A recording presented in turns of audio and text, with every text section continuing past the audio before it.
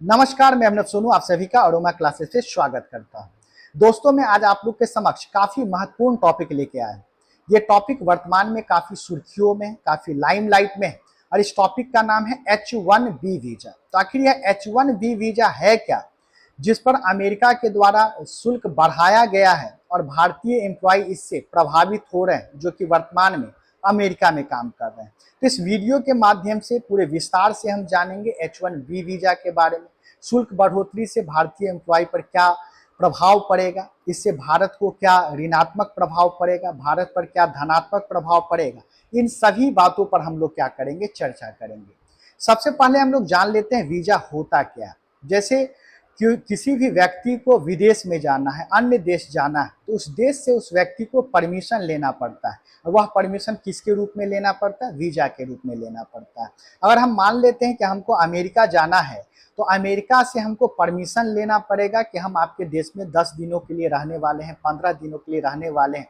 हमारा अमेरिका में आने का ये उद्देश्य है, शैक्षणिक उद्देश्य है, या रिसर्च के लिए आ रहे हैं, या जर्नलिज्म के लिए आ रहे हैं। अपना पर्पस बताना होगा। अमेरिकन गवर्नमेंट उस पर अप्रूवल देगी कि ठीक है, आप 10 दिनों के लिए यहाँ रह सकते हैं या 20 दिनों के लिए रह सकते हैं।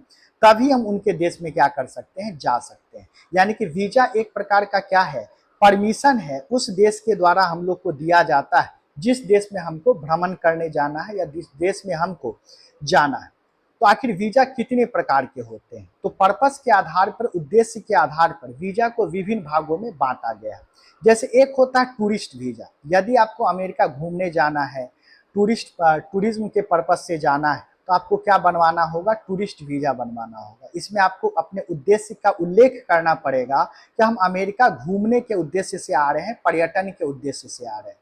अगर कोई व्यक्ति किसी मीटिंग के लिए जा रहे हैं, कोई बिजनेस पर्पस से जा रहे हैं, तो उनको कौन सा वीजा बनवाना पड़ता है? Business visa. तो मीटिंग हो गया, कॉन्फ्रेंस हो गया, इस उद्देश्य से यदि आप किसी देश में जा रहे हैं तो आपको बिजनेस वीजा लेना पड़ेगा। अगर आप किसी देश में वर्क के काम के पर्पज से जा रहे हैं, कोई कंपनी है, वहां पे आपको 3 साल, 4 साल या 5 साल के लिए उस कंपनी में रहकर कार्य करना है, तो आपको क्या लेना पड़ेगा? एम्प्लॉयमेंट वीजा लेना पड़ेगा। यदि आप छात्र हैं और आप चाहते हैं कि अमेरिका में जाके पढ़ें, तो आपको कौन सा वीजा लेना पड़ेगा? स्टूडेंट वीजा लेना पड़ेगा।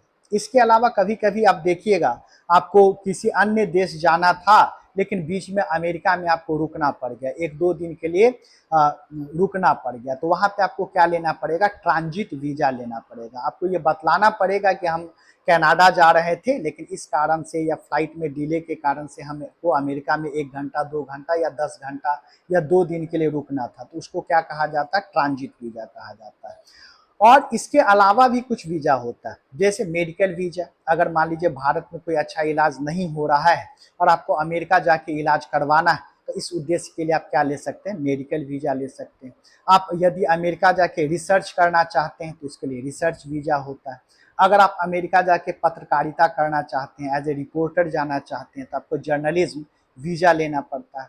अगर आप अमेरिका जाके वहाँ पे फिल्म का शूटिंग करना चाहते हैं, तो आपको फिल्म वीजा लेना पड़ता है। यानी कि इन शॉर्ट अगर कह दे, तो अगर आप घूमने जा रहे हैं तो आपको क्या लेना पड़ेगा? टूरिस्ट वीजा लेना पड़ेगा। पढ़ने जा रहे हैं तो स्टूडेंट वीजा लेना पड़ेगा। काम करने जा रहे हैं तो एम्प्लॉयमेंट वीजा लेना पड़ेगा।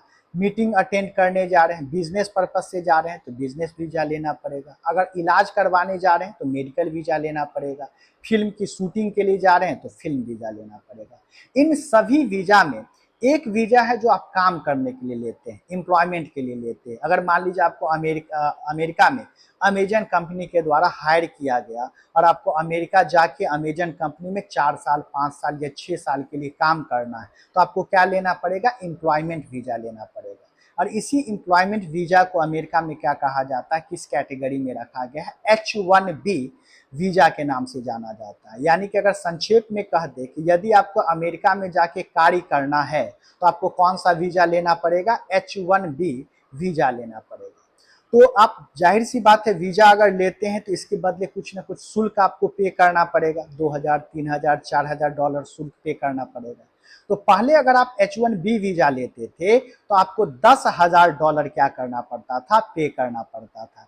तभी जाके आपको क्या मिलता था? H1B वीजा मिलता था।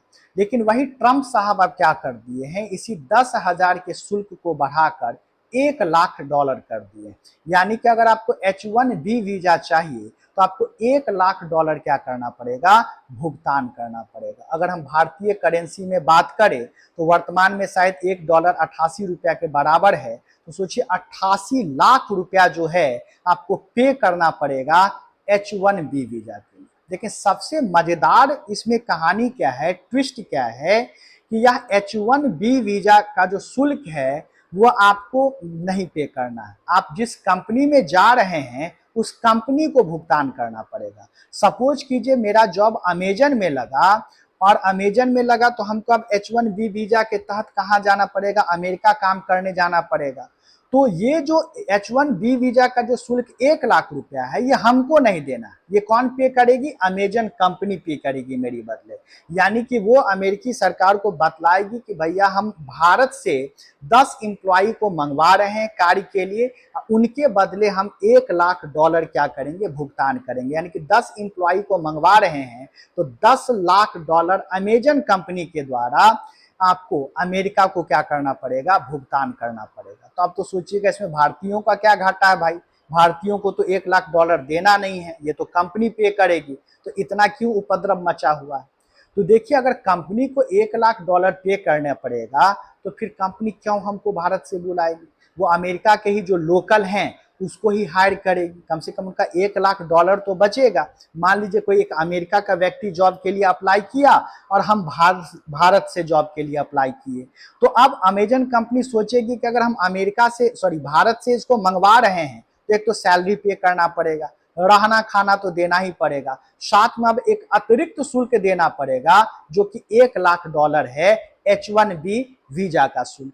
ठीक है, यदि वो हमको बुला भी लेते हैं, $1,00,000 पे भी करते हैं एक्स्ट्रा, तो कहीं ना कहीं अपने प्रोडक्ट में फी को क्या करेंगे, बढ़ाएंगे, उनका प्रोडक्ट उस बाजार में क्या हो जाएगा, महंगा हो जाएगा और नहीं बिकेगा, या दूसरे जो कंपटीटर हैं उनके तुलना में इनका प्रोडक्ट महंगा हो जाएगा। तो धीरे धीरे जो अमेरिकन कंपनी या अमेरिका में जो कोई अन्य कंपनी है वो अन्य देश से आने वाले नागरिकों को अपना हायर करना बंद कर देगी, चाहे वो भारत से हो, चाहे वो चीन से हो, चाहे वो पाकिस्तान से हो, और अमेरिका के ही लोगों को क्या करेगी, हायर करेगी। तो इससे हुआ क्या, अमेरिका का इसमें क्या बुद्धिमानी ये लोग किए, ये सोची कि डायरेक्ट हम किसी अन्य देश के नागरिक को मना करेंगे काम करने से तो वो देश सवाल उठा देंगे कि भाई आप भारतीयों को अमेरिका में जाने से मना कर रहे हैं, चाइनीज को अमेरिका में काम करने से मना कर रहे हैं, पाकिस्तानी को अमेरिका में काम करने से मना कर रहे हैं। तो किसी भारतीय को ये प्रतिबंधित नहीं किए, ना तो चाइनीज को प्रतिबंधित किए, ये रेस्ट्रिक्शन अपने कंपनी पर ही लगा दिए कि भैया तुम अगर बाहर से बुला रहे हो तो तुमको $1,00,000 एक्स्ट्रा पे करना पड़ेगा। ठीक है, तो जाहिर सी बात है हम नहीं बुलाएंगे, $1,00,000 हम क्यों एक्स्ट्रा देंगे। जैसे अरोमा क्लासेस हम चलाते हैं और किसी टीचर को हम विदेश से बुला के पढ़वाएं तो ठीक है, अभी आ रहे हैं पढ़ा रहे हैं, हमको केवल सैलरी देना पड़ रहा है, रहना खाना देना पड़ रहा है। लेकिन भारत सरकार ये कह दे कि अगर कोई व्यक्ति अमेरिका से आकर पढ़ाते हैं तो आपको $1,00,000 या $1,00,000 उस व्यक्ति के बदले देना पड़ेगा, तब तो वो 1,00,000 एक्स्ट्रा हमको देना पड़ा, तब तो हम अमेरिका से बुलाएंगे ही नहीं, भारत के जो अच्छे शिक्षक होंगे हम उनसे ही पढ़ा लेंगे। तो धीरे धीरे जो अमेरिका में कंपनी है वो बाहर से आने वाले नागरिकों को हायर करना बंद कर देगी।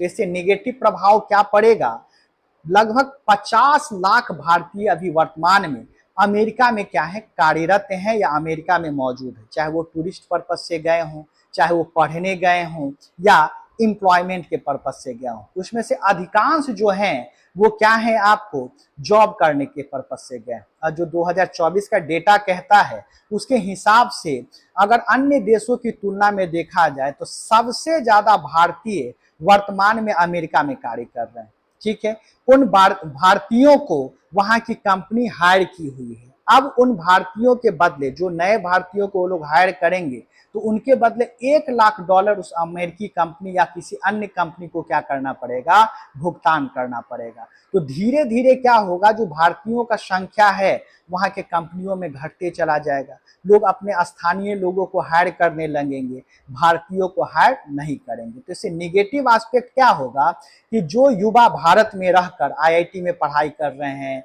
एम्स में पढ़ाई कर रहे हैं या आईआईएम में पढ़ाई कर रहे हैं और जो सपना देख रहे हैं कि हम अमेरिका जाके जॉब करेंगे, लाखों का पैकेज कमाएंगे, वो उनका सपना क्या हो जाएगा, टूट जाएगा। लेकिन अगर हम फ्यूचर की बात करें तो यह भारत के परिप्रेक्ष्य में कहीं ना कहीं अच्छा है, क्योंकि देखिएगा बहुत सारे अव्वल दर्जे के जो दिमाग हैं, ब्रेन ड्रेन जिसको कहा जाता है, वो भारत से कहाँ चले जा रहे हैं, दूसरे देश में पलायन कर जा रहे हैं, भारत में पढ़ रहे हैं और अपने इंटेलिजेंस का उपयोग दूसरे देश के विकास के लिए कर रहे हैं। हमारे कई भारतीय जो हैं अपने बुद्धि का उपयोग करके अमेरिका को क्या कर रहे हैं, डेवलप कर रहे हैं। बेहतरीन उदाहरण आप सुंदर पिचाई जी का ले लीजिए। आज देखिए भारत में पढ़ें, भारत का जीन है, और देखिएगा गूगल को क्या कर रहे हैं, विकसित कर रहे हैं। अगर वो भारत में रहते, उनका टैलेंट भारत में रहता, तो हो सकता था गूगल जैसा सर्च इंजन भारत में भी होता। तो इससे क्या होगा, ब्रेन ड्रेन रुकेगा। जो भारतीय अमेरिका जाके बसने का सपना देख रहे हैं, जॉब लेने का सपना देख रहे हैं, वो क्या होता, रुकेगा। और जो भारतीय हैं अपने बुद्धि का उपयोग अपने भारत के विकास के लिए करेंगे। ठीक है, तो ये हमारा क्या था, H1B वीजा था। आप कमेंट करके बताएंगे कि ये पहल क्या अमेरिका का अच्छा है या खराब है। आपके कमेंट का इंतजार रहेगा। यदि वीडियो यह आपको अच्छा लगा तो ज़्यादा से ज़्यादा इसको शेयर जरूर करेंगे। बहुत बहुत शुक्रिया, थैंक यू आप सभी का।